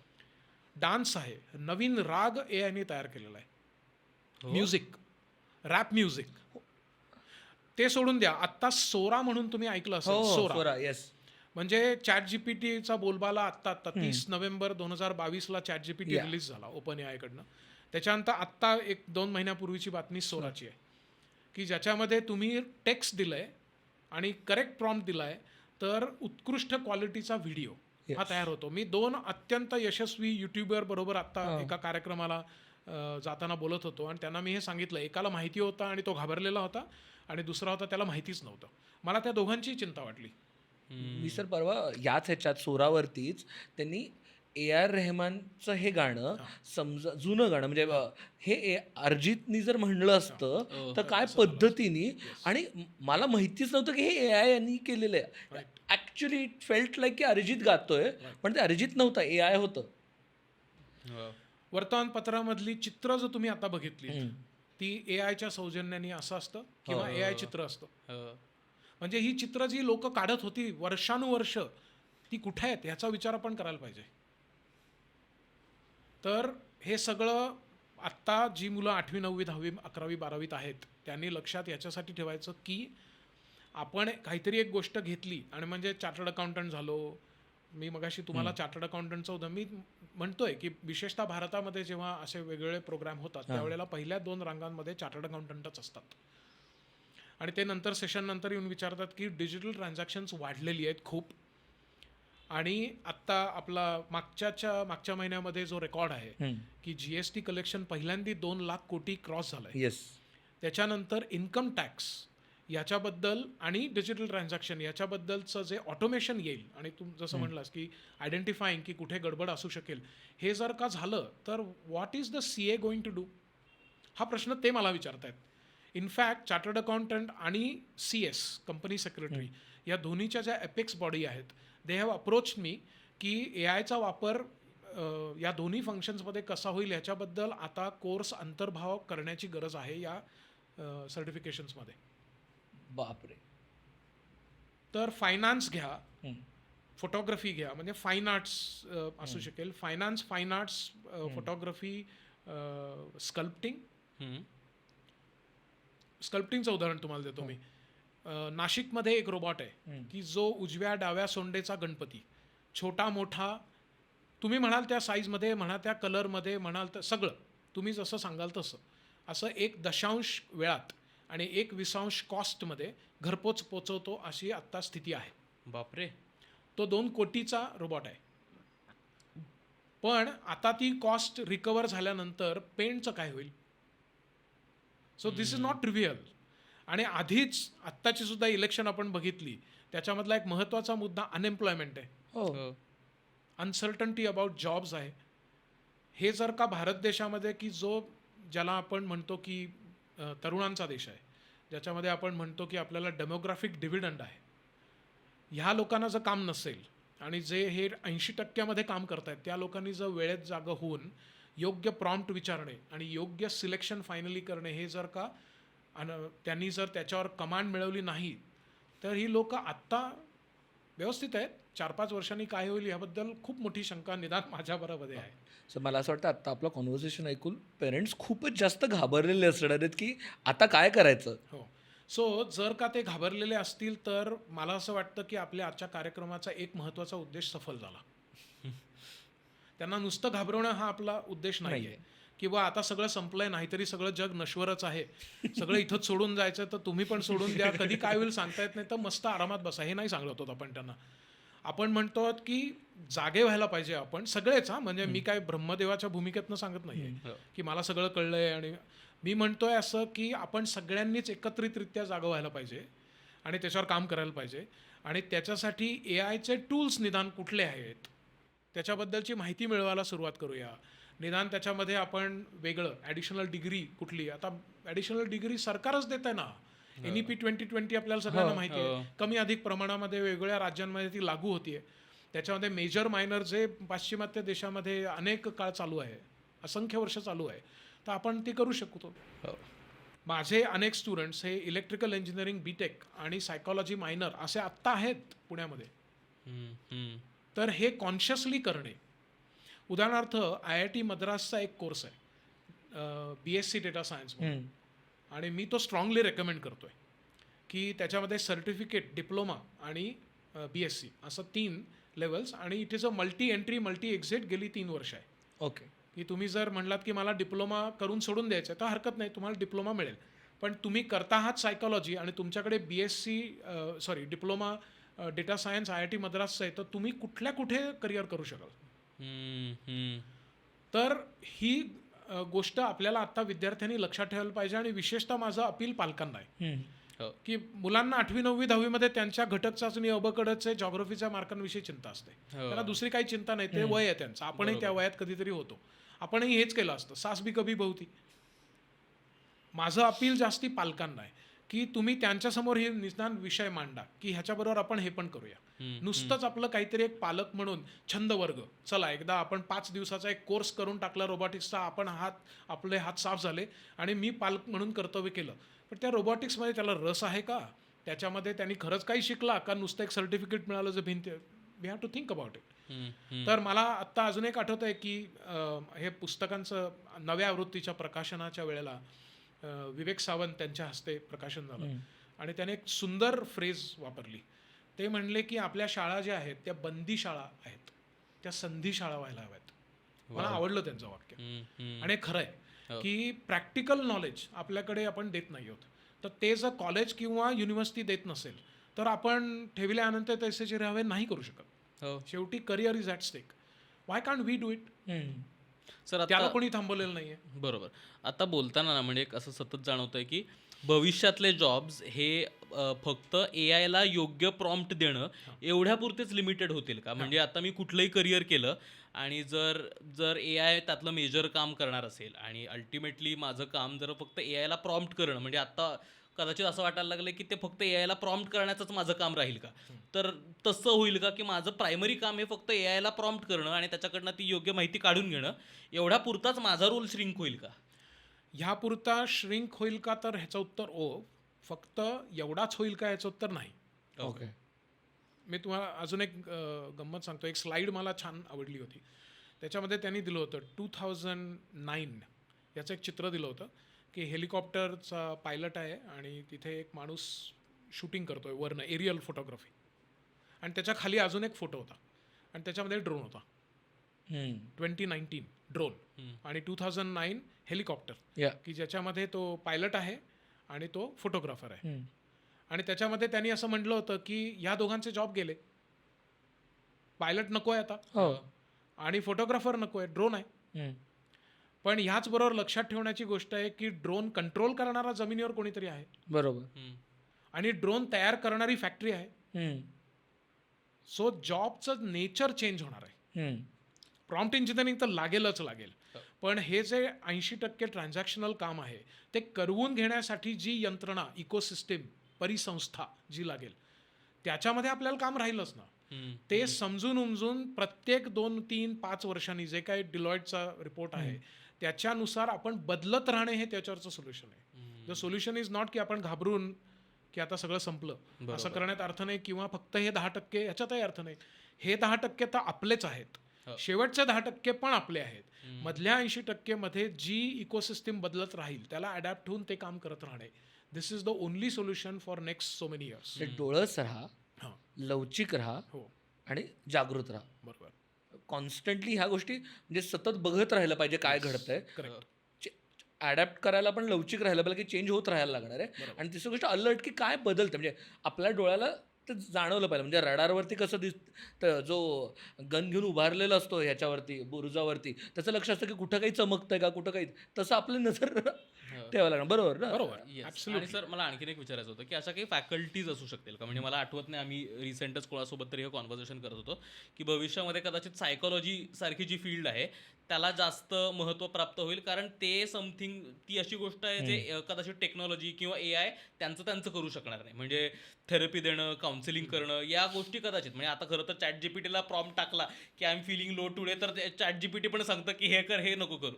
म्हणजे ते तर आहेच, पण जे ॲक्च्युअल त्याबद्दलचं काय काउन्सिलिंग करणं आहे, या गोष्टी म्हणजे मेंटल हेल्थ जो स्पेक्ट्रम आहे, तसं आणखीन काही फॅकल्टीज असू शकतील का ज्या कदाचित अनटच्ड म्हणजे अनटच तर काही असू शकणार नाही असं वाटतं, पण त्या कमी धोकादायक असू शकतील. तर आर्टिफिशियल इंटेलिजन्स किंवा AI हे नक्की अशा फील्डमध्ये खूप उशिरा तरी इम्पॅक्ट करेल किंवा ते एकत्रितरित्या काम करेल. त्याला कोबॉट असं म्हणतात. ओके. फार फार तर ते सहाय्यक भूमिकेमध्ये राहील, ते रिप्लेस नाही करणार. ओके. तर अशा ह्याच्यामध्ये नक्की सायकोलॉजी येतं. ओके. ओके. इनफॅक्ट मी म्हणेन की जिथे जिथे ह्युमन इमोशन्स आहेत या गोष्टी नेहमीच या इम्युन टू टेक्नॉलॉजी राहतील ओ. For foreseeable future. अजून 200 वर्षानंतरचं नाही बोलत आहे मी, आपल्या सगळ्यांच्या लाईफबद्दल बोलतोय. की तिथे म्हणजे समजा कितीही निष्णात रोबोटिक आर्म आणि सर्जरी मला माहिती असली तरी सुद्धा माझ्या फॅमिलीमधल्या कोणाची डिलिव्हरी मी रोबॉटकडे नाही सोपवणार. त्याच्यासाठी मला एक जिवंत माणूस लागेल. माझ्या मुलाला समजा ADHD आहे, काहीतरी लर्निंग डिसऑर्डर आहे, तर मला एक जिवंत माणूस थोडा कमी शिकलेला असला तरी प्रेमाने करणारा लागेल. आणि त्यामुळे जिथे जिथे मानसिक स्वास्थ्य, मेंटल हेल्थ महत्त्वाचं आहे, तिथे आपल्याला प्राणायाम, योग, मेडिटेशन आणि हे शास्त्रीयदृष्ट्या सिद्ध पण झालेलं आहे की या गोष्टी मनस्वास्थ्यासाठी आवश्यक राहतील आणि विशेषतः या AIच्या युगामध्ये तर फारच सेंट्रल राहतील. आणि ह्युमन इंटरॅक्शन याला सबस्टिट्यूट नाही. आणि त्यामुळे जिथे ह्युमन एलिमेंट आहे आणि ट्रान्सफॉर्मेशनल एलिमेंट आहे अशा गोष्टींमध्ये आपण सतत असलंच पाहिजे. असलंच पाहिजे. मी तुम्हाला एक थोडा वेळ घेऊन एक उदाहरण देतो की शिक्षकांच्या बाबतीमध्ये की आता सगळं तर ChatGPTवर उपलब्ध आहे. What is the role of a teacher? Why do we need? म्हणजे इनफॅक्ट मी जेव्हा जेव्हा फॅकल्टी डेव्हलपमेंट करतो तेव्हा टीचर्सना हे सांगतो की थोड्या दिवसानंतर मुलं हात वर करणार आहेत आणि ते म्हणणार तुम्ही ज्या स्लाईड दाखवत आहेत त्या गुगलवर आहेत, ChatGPTवर आहेत, आम्ही येतोय कशाला? तर आपण सावध राहायला पाहिजे as a teacher. You must add something, some value की बुवा माझ्या जीवनात असं असं घडलं, तुम्ही हे करू नका, करा, जे काय असेल ते. That is not there on ChatGPT. बरोबर. तर हे जे व्हॅल्यू ॲड आहे, ह्युमन एलिमेंट आहे, तो कुठेतरी पाहिजे. चुकलं तर प्रेमाने त्या विद्यार्थ्याला धीर देणे हे ChatGPT नाही करणार, हे माणसानेच करायला पाहिजे. तर हा जो एलिमेंट आहे याबाबत कॉन्शियस असलं पाहिजे आणि ते डेव्हलप करायला पाहिजे, नर्चर करायला पाहिजे. आणि याचं एक छोटं उदाहरण मी म्हणतोय तुम्हाला की थोडी काही मिनटं, 1 मिनिट घेऊन मी तुम्हाला सांगतो की आत्ता समोरचा माणूस इंटरव्ह्यू देतो आहे, तो इंटरव्ह्यू एखादं मशीन, रोबॉट हे पूर्ण त्याच्या ज्या सुरकुत्या बदलतात, जे काय आपलं असतात ना की एक्सप्रेशन्स, डिमिनर ज्याला आपण म्हणतो, ते एक्झॅक्टली कॅप्चर करून तुम्ही खरं बोलताय, खोटं बोलताय, तुम्ही you mean it or not, हे सगळं कम्प्युटर आता व्यवस्थित कम्प्युटर विजननी शिकतो. आणि त्यामुळे अनेक इंटरव्ह्यू असे होत आहेत, there is no human intervention. Volvo नावाच्या गाडीच्या इंटरव्ह्यूमध्ये तर गाडीनी इंटरव्ह्यू घेतलेला इंजिनियर्सचा, माणसाने माणूस भेटलाच नाही कोणाला, अशी स्थिती आहे. ठीक आहे. तर आता हे जे ChatGPT आहे त्याचं एज्युकेशनचं एक नवीन ओपन AIने आणलंय, आत्ताचीच बातमी आहे की ज्याच्यामध्ये मुलांना, टीचर्सना अजून सोपं केलं जाईल. किंवा खान अकॅडमीचं पण एक AI असिस्टंट आता आलेला आहे, पर्सनलाइज लर्निंगसाठी आलेला आहे. ओके. मग हा प्रश्न पडू शकेल की मग शिक्षकांचं काय? तिथे हा ह्युमन एलिमेंट महत्त्वाचा आहे. आणि त्याचं उदाहरण असं की UPSCचं इंटरव्ह्यू मी घेत होतो 4 वर्षापूर्वी दिल्लीमध्ये, आणि म्हणजे मॉक इंटरव्ह्यू. आणि त्यावेळेला एक मुलगा होता आमच्यासमोर आणि त्याचा हा दुसरा अटेम्प्ट होता. पहिल्या अटेम्प्टमध्ये पण तो सिलेक्ट झालेला होता, पण खूप खालची रँक होती. ओदिशामधला होता, खूप रिमोट पार्टमधला होता, खेडेगावातला होता. आणि त्यांनी भयंकर कष्ट केलेले कळत होते. आणि त्याला विचारलं की मागच्या वेळेला लो रँक का आली, तुमचं स्वतःचं ॲनालिसिस काय? तेव्हा तो म्हणला की माझं इंग्लिश चांगलं नाही आहे, मी मुळामध्ये व्हर्नॅक्युलर मीडियममध्ये शिकलो आणि इंग्लिशमुळे माझं इंटरव्ह्यूमध्ये चांगले मार्क नाही मिळाले, पण तरी मी पोचलो होतो.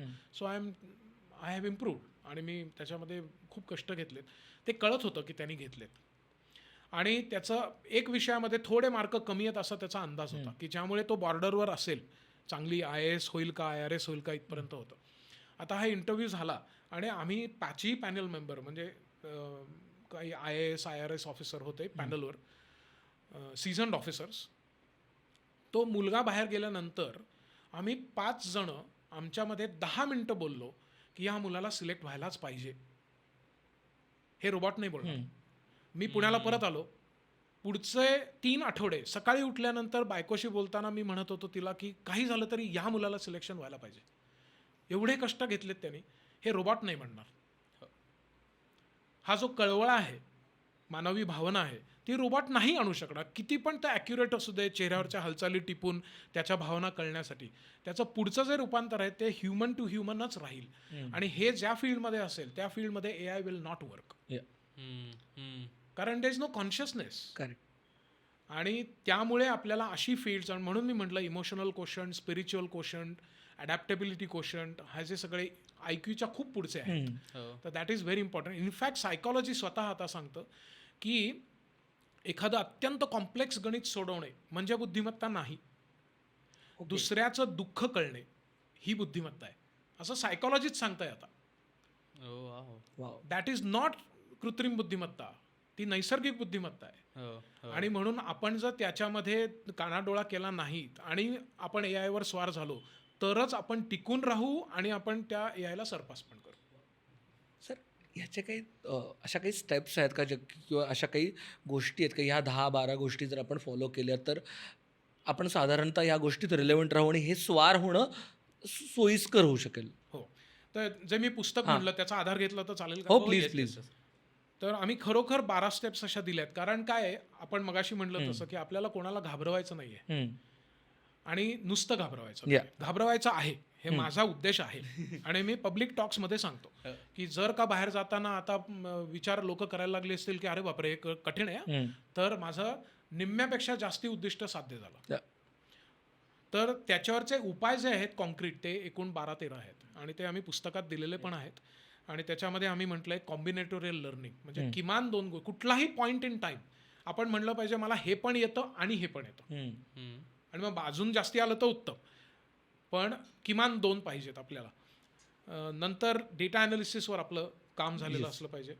क्रिएटिव्हिटी ही नर्चर केली पाहिजे, सहज फुरली आणि ते तेवढ्यापुरतं राहिलं असं नाही. याच्यासाठी कोर्सेस आहेत, याच्यासाठी आपण ट्रेनिंग स्वतःला देऊ शकतो. याचे बरेच टूल्स आम्ही पुस्तकात पण दिले आहेत, त्याचे स्वतंत्र चॅप्टर्स आहेत. नंतर स्मार्ट डिजिटल प्रेझेन्स आपला असला पाहिजे, म्हणजे लिंक्डइन असेल किंवा असे जे अनेक प्लॅटफॉर्म्स आहेत की जिथे आम्हाला आता इतकी उदाहरणं पण आम्ही पुस्तकात दिली आहेत. आणि याचा कृपया गैरसमज करून घेऊ नका की हे पुस्तकाचं प्रमोशन चाललंय. मी सांगितलं की ऑलरेडी 7व्या आवृत्तीत आहे आणि चांगलं चाललंय. या पुस्तकाची किंमत सुद्धा आम्ही अशी ठेवलेली आहे की ज्याच्यात आमचा प्रॉफिट 0 आहे. आणि याचं कारण की आम्हाला नुसतं घाबरवायचं नाहीये, आम्हाला हे पुस्तकातनं पाड्यात पोचायचं आहे की जिथे समजा एका लायब्ररीमध्ये 20 लोकांनी हे वाचलं तर ते विचार तरी करायला लागतील. तर ही 4थी स्टेप म्हणजे की डिजिटल प्रेझेन्स आपला असलाच पाहिजे. मुलामुलींना त्यांनी स्कॉलरशिप मिळाली आहे, जॉब मिळाला आहे, त्यांना कल्पनाही नसताना सिंगापूरमधनं जॉब आलाय, अशी आम्ही उदाहरणं दिली आहेत आणि आमच्या डोळ्यासमोर घडलेली ती उदाहरणं. नंतर होलिस्टिक डेव्हलपमेंट असायला पाहिजे, डिझाईन थिंकिंग असायला पाहिजे. तुम्ही डिझाईनमध्येच पाहिजे असं नाही, पण तुम्ही डिझाईन थिंकिंग सगळ्या ठिकाणी वापरलं पाहिजे. पायथन प्रोग्रॅमिंगबद्दल आपण बोललो. आता पायथन प्रोग्रॅमिंग ह्याच्याबद्दल म्हटलं की परत कपाळावर आठे असतात लोकांच्या. पण आपण हे लक्षात घेऊया की CBSEनी 6वी मध्ये पायथन प्रोग्रामिंग ठेवलेला विषय. आपण जर सगळे 6वी पास झालो असं आपलं निदान भ्रम असेल तर आपल्याला पायथन प्रोग्रामिंग येणार आहे. 6वीतल्या मुलांना येतं, ते कुठं तक्रार करतायत. सो प्रश्न ह्याचा नाही आहे की आपण करू शकू का, प्रश्न ह्याचा आहे की ते आपल्याला करायचं आहे का, आणि are we ready for this adaptability. This is itself adaptability quotient. तर आपण जर का असे अडून बसलो की हे म्हणजे आमच्यासाठी नाही, तर पुढे कठीण होऊ शकेल. सो योग हा मुळामध्ये करिअर म्हणून डेव्हलप करता येतो, कारण it has become an industry. जरी तो योग्य शब्द नसला, योग आणि इंडस्ट्री तरी सुद्धा.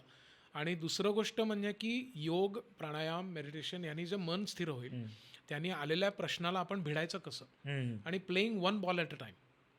आधीचे 3 प्रश्न सिच्युएशन्स आपल्याला जमलं नाहीत तरी सुद्धा आता म्हणजे त्यामुळे मला हे जमणार नाही हे बॅगेज कॅरी न करणे, कारण हेच तर अडॅप्टेबिलिटी आहे. तर त्याचं फाउंडेशन जे आहे ते हे आहे. केमिस्ट्रीमध्ये उदाहरण घ्यायचं झालं तर कॅटलिस्ट म्हणतो आपण. कॅटलिस्ट ॲक्च्युली रिॲक्शनमध्ये भाग घेत नाही, आपण सगळ्यांनी केमिस्ट्रीत शिकलेलं असतं. योग हे कॅटलिस्ट आहे. किंवा लेटंट हीट फिजिक्समध्ये असते की ती ॲक्च्युली त्याने टेम्परेचर वाढत नाही, पण फेज चेंज होतो, म्हणजे बर्फ वितळून पाणी होतं, परंतु टेम्परेचर 0च राहतं. तर योग प्राणायाम हा त्या प्रकारची लेटंट हीट आहे, आणि हे जर नसेल तर you will not be ready. So म्हणजे बेसिकली इतकं केऑटिक सिच्युएशन होणार आहे पुढे जाऊन की इतकी म्हणजे केऑटिक सिच्युएशन म्हणण्यापेक्षा एवढा इन्फॉर्मेशनचा गुंतागुंत होणार आहे, आणि कॉम्प्लेक्सिटीज वाढणार आहेत. सो त्यामुळं मला जर कोणता डिसिजन घ्यायचा असेल तर मी स्थिर असणं, मी काय म्हणतात त्याला, स्थाबूत काय म्हणतात, सॉलिड असणं गरजेचं आहे. आणि त्या सॉलिड सिच्युएशनसाठी किंवा माझ्या स्थैर्यतेसाठी, मानसिक स्थैर्यतेसाठी योगा गरजेचं आहे. आवश्यक आहे. ओके. ॲब्सोल्युटली. मला फक्त एक लास्ट हे होतं की असं कुठे वाटतंय का की आत्तापर्यंत ना मी माझं काम केलं, माझे मित्र आहेत 4, मी सकाळी उठलो, घरातली कामं केली, जॉब केला, घरी आलो, संपलं. मला काय म्हणतात त्याला, वेगवेगळ्या रसग्रहण करायची गरज नव्हती किंवा आर्टिस्टिक हे बघण्याची गरज नव्हती, आर्ट ॲब्झॉर्ब करायची गरज नव्हती किंवा वाचनाची गरज नव्हती. पण असं कुठे वाटतंय का की आता ह्या सिच्युएशनमध्ये मला मल्टिपल इमोशनल नोशन्स असणं गरजेचं आहे. सो माझा इमोशनल क्वेश्चन वाढवण्यासाठी मी वेगवेगळ्या आर्ट फॉर्मचं, वेगवेगळ्या गोष्टींचं रसग्रहण करणं गरजेचं आहे का? म्हणजे त्यांनी काही फायदा होऊ शकतो का? म्हणजे I am just asking out of curiosity. कारण मला खरंच असं वाटतं की मी ज्या काही नेटफ्लिक्सच्या सिरीज बघतोय किंवा हे बघतोय, ह्याचा जर वापर नसेल तर कारण मी ह्या गोष्टींकडे विचार केला पाहिजे. 5 वर्षांनंतरची भीती वाटते. ॲब्सोल्युटली. इनफॅक्ट ही नवीन गोष्ट नाही आहे. पुलंचं एक प्रसिद्ध वाक्य आहे की आपल्याला एखादं प्रोफेशन आपण पोटाची खळगी भरण्यासाठी करतोच, करावं लागतं. परंतु जर तुम्हाला कुठला छंद नसेल, काही कला नसेल, काही त्याच्यात, तर तुमचं जीवन निरस आहे. आणि फक्त जगण्यासाठी, म्हणजे पोटाची खळगी भरण्यासाठी ते नाही. So that has been there since a long time. तर त्याची आता गरज ही मिनिंगफुल लाईफ, म्हणजे त्याच्यामध्ये काही रस उरणे, जीवनामध्ये काहीतरी ध्येय असणे आणि ते साध्य करण्यासाठी कष्ट करणे, याच्याबाबत नुसतीच पोटाची खळगी नाही किंवा बँक बॅलन्स नाही, त्याच्या पलीकडे जाऊन बरंच काही असतं. ह्याच्याबद्दलची जाणीव ही इनफॅक्ट युवल हरारीने पण सांगितलेली आहे. आणि पॉईंट ऑफ सिंग्युलॅरिटी असं त्याला म्हणतात की ज्याच्यामध्ये कुठलाही काम हे तुम्हाला मानवानी केलं आहे का मशीननी केलं आहे हे कळेनासं झालं की त्याला पॉईंट ऑफ सिंग्युलॅरिटी आपण क्रॉस केलं असं म्हणतात. त्याला कम्प्युटर सायन्सच्या भाषेमध्ये ट्युरिंग टेस्ट असं म्हणतात. ॲलन ट्युरिंग म्हणून जो प्रख्यात होऊन गेला. सो ही सिंग्युलॅरिटी कधी येईल असं आधीचं जो वर्णन होतं ते साधारण 2035च्या सुमाराला होतं. आत्ताचा एस्टिमेट आहे की ते बहुधा 2025, 10 वर्ष आधी येईल असं म्हणतात. की ज्याचा अर्थ असा आहे की तुम्हाला पोटाची खळगी भरण्यासाठी जे काम करायचं आहे त्यांनी तुम्हाला पुरेसं होणार नाही आहे. आपल्याला लहानपणापासून हा अनुभव आहे. सुट्टी किती मजा यायची. शाळा संपल्यानंतर फायनल संपली की आपल्याला वाटायचं 2 दिवस धमाल, तिसऱ्या दिवशी कंटाळा यायचा. We use to miss friends, शाळेत जाणं. That is purpose of life. Purpose of life आणि पोट भरलेलं असणे, ह्या दोनमध्ये प्रचंड तफावत आहे. आणि ए आयचा इम्पॅक्ट जर का त्या दुसऱ्या भागावर म्हणजे पर्पज ऑफ लाईफवर व्हायला लागला तर कठीण होईल. हे ऑलरेडी लोक सांगत आहेत. ए आय एथिक्स नावाची एक वेगळी कमिटी त्याच्यासाठी बसवली गेली आहे की तुम्हाला जर काही नाविन्यपूर्ण करताच, म्हणजे कविता निर्मिती ह्याच्यामध्ये जर तुम्हाला काही आनंद मिळणार नसेल, कारण ChatGPT तुम्हाला 17 कविता 2 सेकंदात देते, तर त्या नवनिर्मितीचा आनंदाचं काय झालं? चित्र काढता येणार नाही आहे, व्हिडिओ काढता येणार नाही आहे. So this is also a burning issue. आणि ते स्वांत सुखाय हा जो पार्ट होता की हे मी निर्मिती केली, काहीतरी निर्मितीचा आनंद आहे, तर तो आनंद जर का टेक्नॉलॉजी घेणार असेल तर त्याच्यामधनं आपल्याला पोटाची खळगी भरेल, आपण आराम जास्ती करू. पण आराम करून काय करायचं हे माहिती नाही. आपण खूप जे मॅन्युअल काम करत होतो, वजनं उचलत होतो, जमीन झाडत होतो, घर शेणानी सारवत होतो वगैरे वगैरे, ते आता समजा रोबॉट करणार असेल, त्यांनी केलं तर आपल्याला वेळ जास्ती मिळणार आहे. पण त्या वेळाचं काय करायचं हेच जर माहिती नसेल, आणि म्हणून मी परत अडॅप्टेबिलिटीमध्ये येतोय, नवीन स्किल्स शिकण्यामध्ये येतोय आणि ह्युमन इमोशन्समध्ये येतोय. मी कोणाबरोबर तरी सुखदुःख शेअर करणे ह्याला सबस्टिट्यूट नाही. आणि ते जोपर्यंत आपण कॉन्शियसली करतोय, मग ते NGOमध्ये असेल, ते आपल्या फॅमिलीमध्ये असेल, आपल्या मित्रपरिवारामध्ये असेल, I think we have a very good meaningful life. So that will be important की बाकीचे जे क्षेत्र आहेत ती आपल्याला एक्सप्लोअर करायला वेळ मिळेल. ती केल्यानंतर कदाचित आपल्याला कळेल की अरे आपल्याला पण मूर्तिकलेमध्ये इंटरेस्ट होता, पण आपण कधी रोजच्या धबडक्यामध्ये विचारही केला नाही. असं करणार असाल तरच त्या AI आणि रोबोटिक्सचा उपयोग आहे, नाहीतर काहीच उपयोग नाही. Make sense. Yes, thank you so much sir, तुम्ही एकतर आलात आणि ओव्हरऑलच हा जो स्पेक्ट्रम जो आहे ए आयचा तो समजून सांगायला मदत केलीत. आणि मग ए आय म्हटल्यानंतर ना माझ्या डोळ्यासमोर जी पहिली इमेज होती की फक्त टेक्नॉलॉजी आणि या अंशी काहीतरी, म्हणजे जरी आपल्याला त्या काही नवीन गोष्टी शिकायला लागत असतील तरी मला यातनं नव्याने आज कळतं ते म्हणजे ह्युमन इमोशन्स, मानवी भावनांसोबत जास्त इंटॅक्ट राहणं खरं तर ह्याला जास्त महत्त्व प्राप्त होणार आहे. आणि ते खरं तर तुम्हाला तग धरून ठेवायला मदत करणार आहे. म्हणजे तो एक खूपच चांगला नवीन पर्स्पेक्टिव्ह इमोशनल मिळाला. क्वेश्चन, स्पिरिच्युअल क्वेश्चन हो. इतका महत्त्वाचा होणं म्हणजे रादर टेक्नॉलॉजीसारखं अत्यंत नीरस बोथट गोष्ट तुम्हाला जास्त अंतर्भूत करणार आहे. हे खूपच नव्याने पडलेलं एक हे आहे. त्यामुळे आपण जुरासिक पार्क करू शकू. हो, हो. Yes yes. Yes, thank you so much. Thank you. तुम्हाला आजचा एपिसोड कसा वाटला डेफिनेटली कळवा.